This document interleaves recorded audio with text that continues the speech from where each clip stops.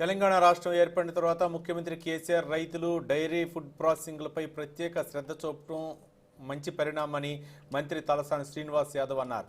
తెలంగాణ ప్రభుత్వం రైతులకు హ్యాచరీస్ పెట్టుకోవడానికి అన్ని విధాలా సబ్సిడీలు ఇచ్చి ఆదుకుంటున్నారని తలసాని చెప్పారు. త్వరలో హైదరాబాద్లోని శంషాబాద్లో మరో ప్రభుత్వ డైరీని ప్రారంభించబోతున్నామని మంత్రి తలసాని శ్రీనివాస్ యాదవ్ వెల్లడించారు.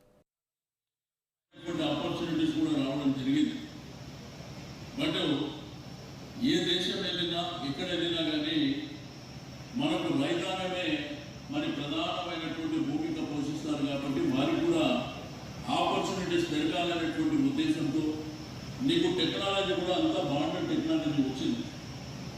ఈ రోజు చూస్తే మరి మ్యాన్ పవర్ లేకుండా ఈ రోజు ఈ యొక్క చాక్లెట్ ఫ్యాక్టరీని ఆపరేట్ చేయడానికి తక్కువ మందితో మరి బట్ ఇటువంటి ప్లాంట్ ఈరోజు సౌత్ ఏషియాలో ఇదే ఫస్ట్ ప్లాంట్ అనుకుంటున్నాను నా ఉద్దేశంలో.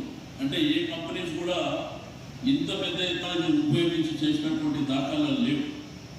అయితే దీంట్లో మరి అనేకమైనటువంటి ఆపర్చునిటీస్ మీకు ప్రైవేట్ రంగంలో ఈరోజు మరి అనుకున్నటువంటి ఈ యొక్క ఆర్ట్స్ అండ్ అగ్రో ప్రొడక్ట్స్ ఉన్నటువంటి బ్రాండ్ ఇమేజ్ మన దేశవ్యాప్తంగా ఉన్నటువంటిది.